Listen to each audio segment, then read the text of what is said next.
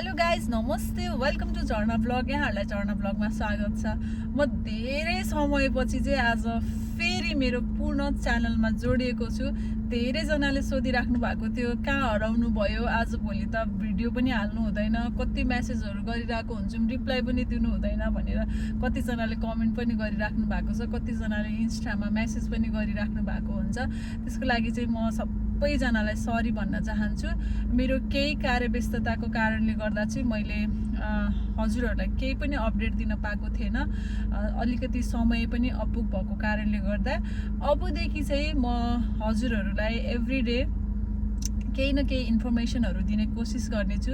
यदि हजुरहरूलाई PSBD related अथवा कुनै पनि क्लिनर कम्पनीको बारेमा या कति घन्टा काम हुन्छ या त क्लिनरहरूको कस्तो छ युएमा, जब स्यालेरी कति हुन्छ, खान बस्न के कस्तो सुविधाहरू छ, इत्यादि कुराहरू हजुरलाई बुझ्न मन छ, हजुरहरू नेपालमा हुनुहुन्छ या त पिएसबिडी सेक्युरिटी गार्डको लागि नेपालबाट युए आउन चाहनुहुन्छ, हजुरहरूलाई केही पनि थाहा छैन कसरी आउने, कसरी एप्लाई गर्ने, केही कुराहरू पनि थाहा छैन भने चाहिँ मलाई कमेन्ट गर्नु होला। म हजुरहरूलाई सबै इन्फर्मेसन दिने कोसिस गर्नेछु।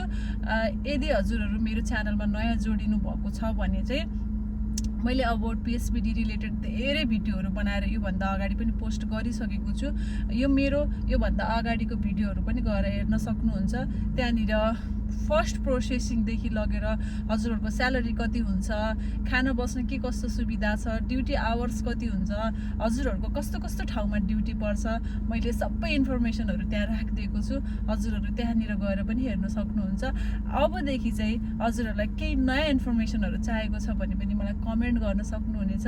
म हजुरहरूको कमेन्टलाई प्राथमिकता दिएर हजुरहरूले चाहन खोजेको र बुझ्न खोजेको कुराहरूलाई म अपडेट गर्ने कोसिस गर्नेछु।